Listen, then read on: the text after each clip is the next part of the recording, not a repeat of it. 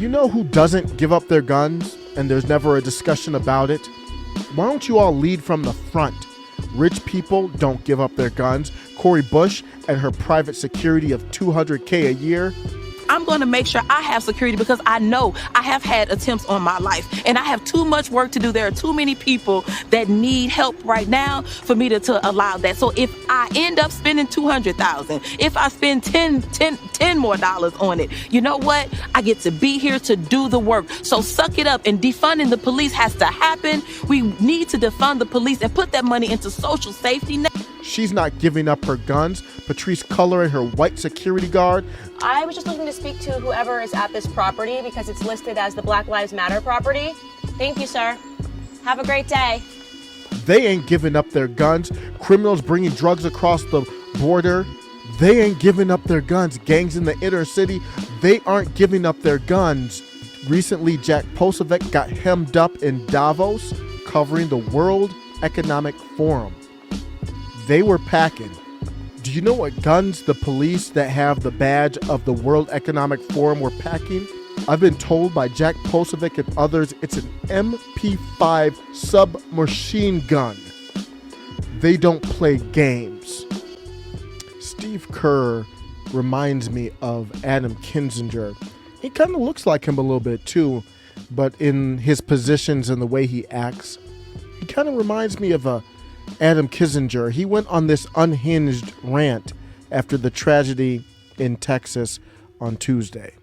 I'm not going to talk about basketball. Nothing's happened with our team in the last 6 hours. We're going to start the same way tonight. Any basketball questions don't matter.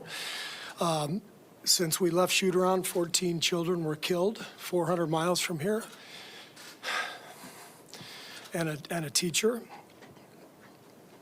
And in the last 10 days, we've had elderly black people killed in a supermarket in Buffalo. We've had Asian churchgoers killed in Southern California. And now we have children murdered at school. When are we going to do something? I'm tired. I'm so tired of getting up here and offering condolences to the devastated families that are out there. I'm so tired of I'm tired of the moments of silence. Enough. There's 50 senators right now who refuse to vote on H.R. 8, which is a background check rule that the House passed a couple of years ago. It's been sitting there for 2 years. And there's a reason they won't vote on it, to hold on to power. So I ask you, Mitch McConnell, I ask all of you senators who refuse to do anything about the violence and school shootings and supermarket shootings, I ask you, are you going to put your own desire for power ahead of the lives of our children and our elderly and our churchgoers? Because that's what it looks like. It's what we do every week. So I'm fed up. I've had enough. We're going to play the game tonight, but I want every person here, every person listening to this to think about your own child or grandchild or mother or father or sister, brother. How would you feel if this happened to you today?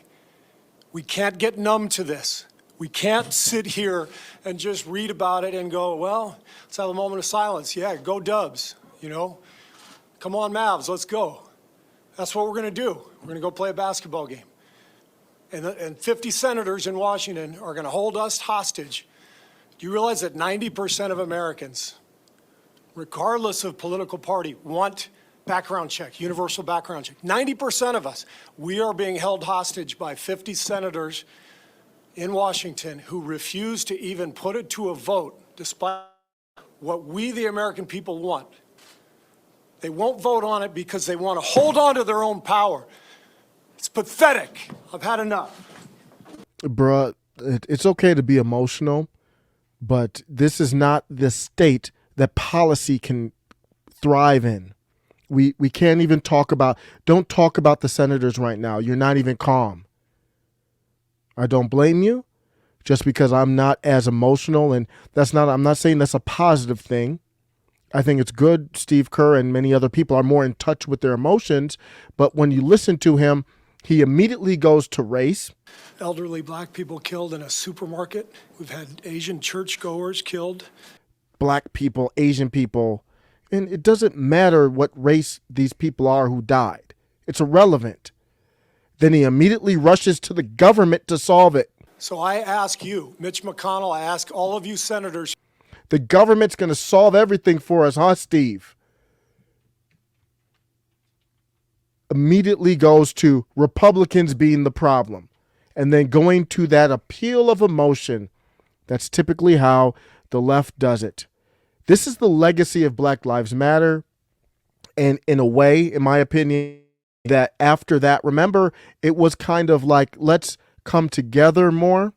And Black Lives Matter said, no, we energize against a certain position. Notice the energy never comes against Democrats or the leftist or the corporate position. It always goes at the Republicans.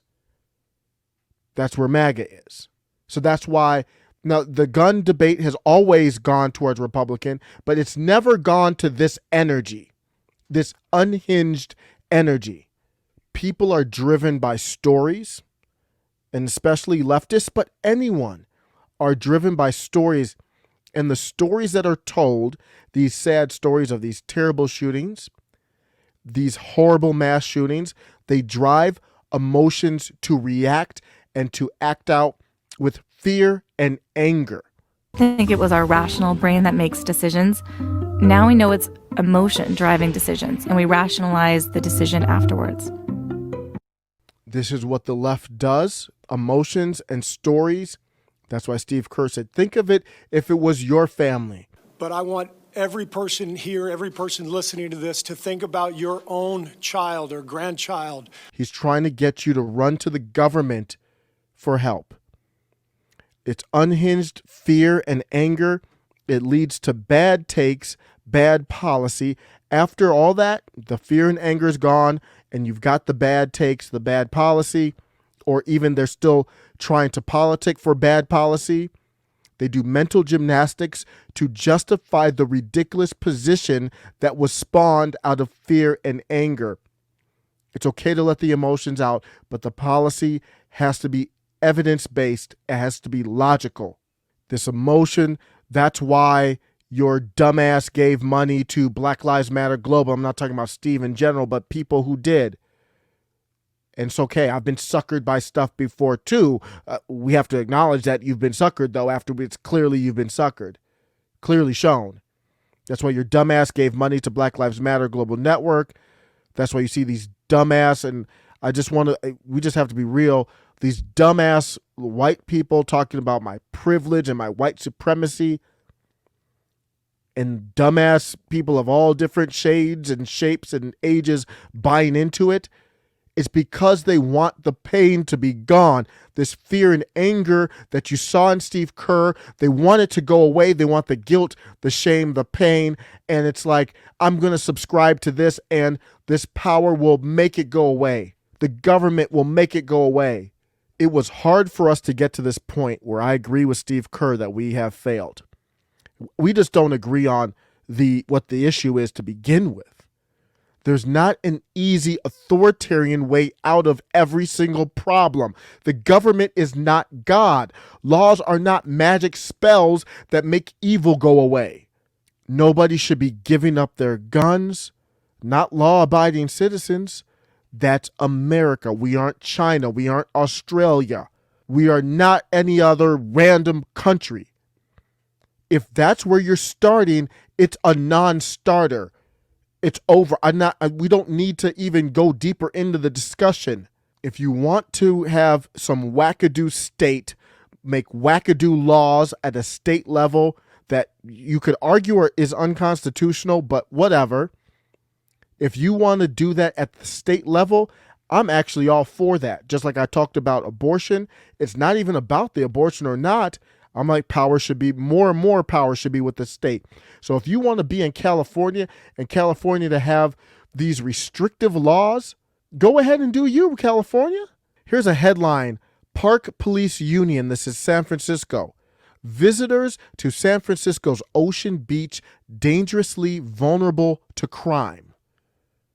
So what these asshats in California did, they have restrictive gun laws. It makes it hard for citizens to protect themselves. People scream for social justice. They go soft on crime.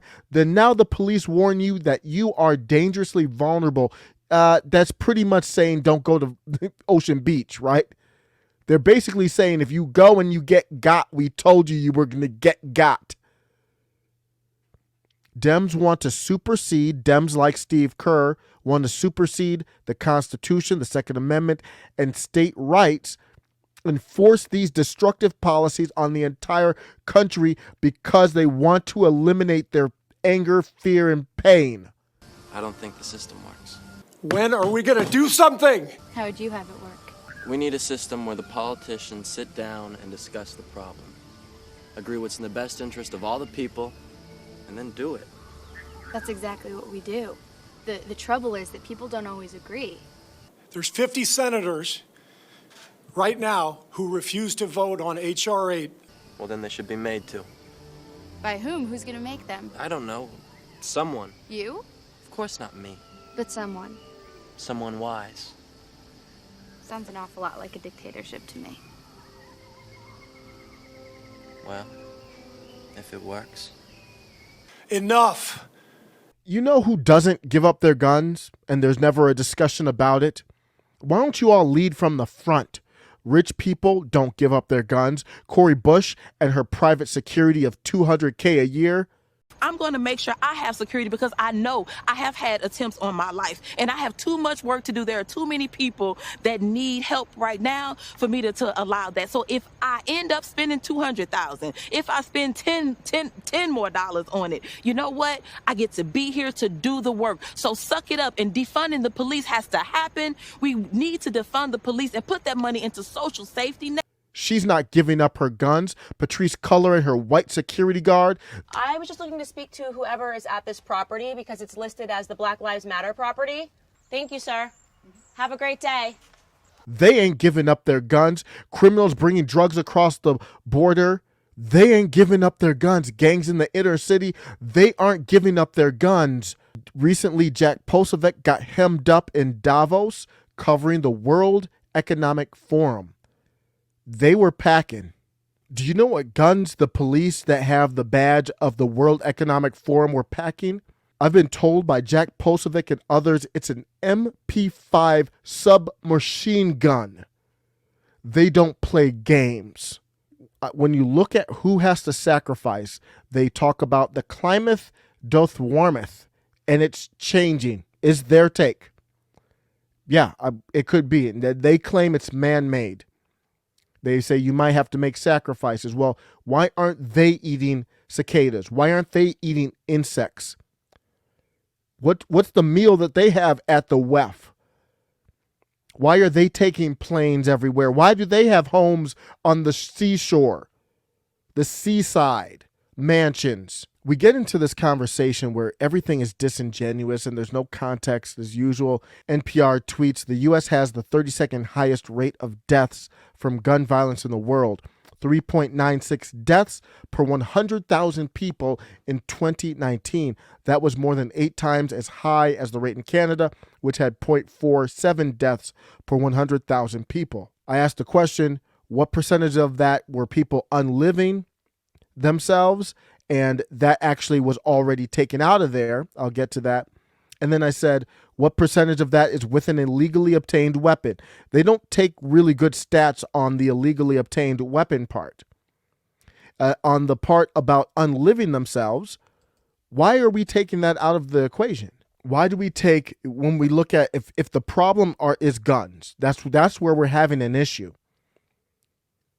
I'm not starting with the guns as the problem at all.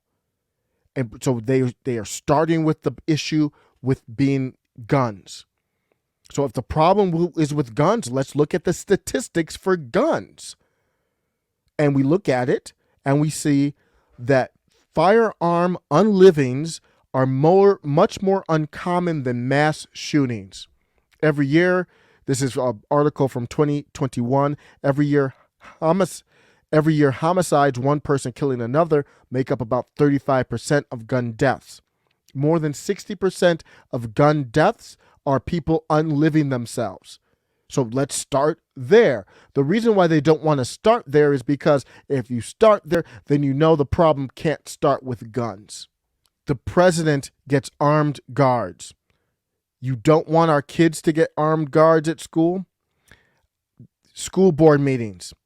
All these school board meetings that have gotten contentious, a lot of them have had armed officers and a protocol for entering to protect the board. Saw no issues or shootings there. Just a little while ago, the Senate unanimously passed a bill that extended security protection to the family members of Supreme Court justices when people are outside protesting. To me, it looks like a matter of who you think is worth protecting or who's not, because when you make that argument, Steve Kerr and others, you're not telling that you're going to take away the security from them. That's the whole reason, that's the whole point that our founding fathers put that in the Constitution. They knew how the world works. Things change. They thought we would adapt it to make sense. We haven't. So that's what we have. Don't dare ask law-abiding citizens to give up their rights when other people are not giving up theirs. And it just happens, it's the people in power that make a lot of mistakes. They get extensive security. You get thoughts and prayers and, oh, shucks, it's just impossible to stop it without more legislation. People chase police out of the police force of these cities. They say defund the police, abolish the police, and then now you want more laws, gun laws, for police to enforce on people so then you can protest them when problems come up. That's the vicious cycle that making policy based on emotion gets you. And I'm sorry, I don't know how to play to their emotions. I can't. Somebody help me in the chat. I don't know how to address their emotions. It's just so illogical to me. All I can do is say, get it out, and then once you're done being emotional, then maybe we'll talk logic. I don't know how to reach somebody like Steve Kerr. Somebody help me. That's how we have to do this. One side is speaking all emotion, the other side is the opposite of emotion. And the people with the emotion, they feel like they're on the side of the corporate movement, so they don't really feel like they need guns. People who want more power with the government, they always say, yes, government, more government, govern me harder, daddy.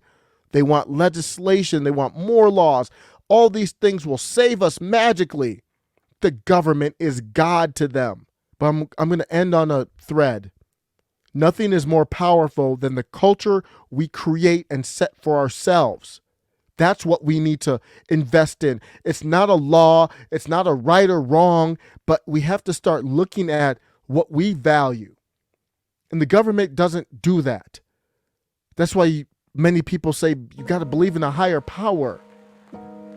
Something to help you. It doesn't matter really what it is, as long as it helps you focus your moral compass. What's our culture? What's going on in our schools? How are we treating people? And in particular, how are we treating young men? Ellie Beth Stuckey says, we seem to be horribly failing the young men of this country. That's the one commonality in the vast majority of mass shootings. It's not race or ideology. They're young males. We are doing absolutely everything wrong when it comes to promoting healthy masculinity, purpose, and goodness for these boys and men. If we really cared, we'd be doing everything we can to promote fatherhood, hard work, and honor. We'd be getting these boys off the internet and into hobbies and jobs and communities where they can channel their strength. We'd be desperately pushing them towards meaning. Our denial of innate gender differences, coupled with the demonizing of masculine strength, don't help. There is nothing more dangerous than a man with nothing to do and no one to live for. There is also nothing more beneficial to a community than a man with purpose and love. It's much easier to offer meaningless political talking points than it is to reckon with the societal spiritual rot that's eroded our foundations and connections, and most people don't see it because they are contributors to the moral deficit our country faces. Maybe we should all ask, What are our churches, schools, organizations, neighborhoods doing to address this problem? How are we helping fatherless, purposeless boys? Many are already doing good work. We can all do more.